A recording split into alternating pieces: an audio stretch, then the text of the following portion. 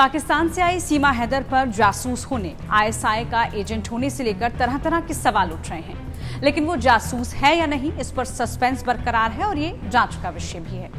ऐसे में आज इस वीडियो में हम आपको बताने वाले हैं एक ऐसी महिला जासूस की कहानी जो अपने हुस्न और तेज दिमाग की बदौलत जासूसी की दुनिया में राज करती थी। आमतौर पर जब भी जासूसी की बात होती है तो पुरुषों का नाम ही सबसे आगे आता है, क्योंकि ज्यादातर लोगों को पता ही नहीं कि जासूसी की दुनिया में महिलाएं भी हमेशा से आगे रही हैं। ऐसी ही एक महिला जासूस है जिन्हें पूरी दुनिया माता हरी के नाम से जानती है। उनके दीवानों की कमी नहीं थी। इसमें तमाम देशों के सैन्य, जनरल, व्यापारी और मंत्री भी शामिल थे। ब्यूटी विद ब्रेन, इन दोनों के कॉम्बिनेशन से ये महिला जासूस बड़े बड़े लोगों को बेवकूफ बनाने में माहिर थी। नीदरलैंड में हुआ था जन्म। माता हरी का असली नाम मार्गिटा टेस्ला था।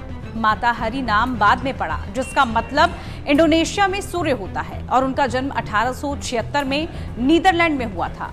उनकी शादी डच फौजी अफसर से हुई थी, लेकिन 1902 में रिश्ता खत्म हो गया। इसके बाद माता हरी ने अपनी शर्तों पर जिंदगी जीने की ठान ली। उनके डांस ने उनके सपने पूरा करने की शुरुआत की।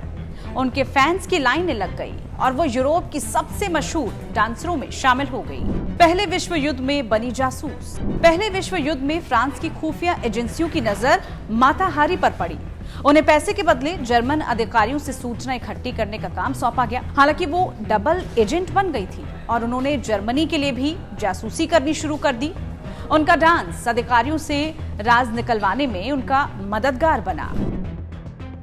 कैसे देती थी खुफिया जानकारी?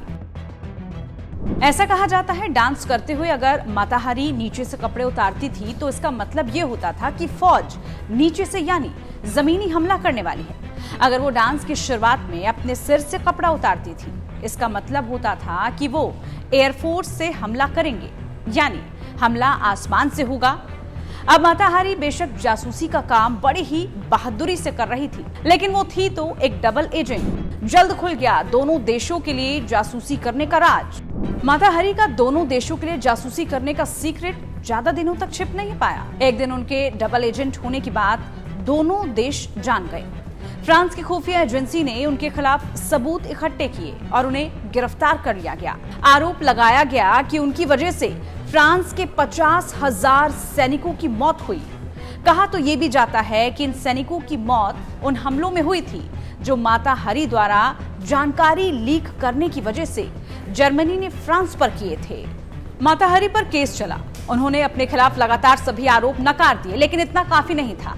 उन्हें देश से गद्दारी के लिए मौत की सजा सुनाई गई। 41 साल की उम्र में अक्टूबर 1917 को उन्हें गोली मारकर मौत के घाट उतार दिया गया। माता हरी का शव कोई लेने तक नहीं पहुंचा, इसलिए शव को पेरिस के मेडिकल स्कूल में चीड़फाड़ के प्रयोग के लिए भेज दिया गया। उनका चेहरा एनाटॉमी म्यूजियम में संग्रहित किया गया, लेकिन 26 साल पहले वो वहां से गायब हो गया। माता हरी ने खुद तो किसी को नहीं मारा, लेकिन उनकी जासूसी ने लगभग 50,000 फ्रांसीसी सैनिकों को मौत के घाट उतार दिया।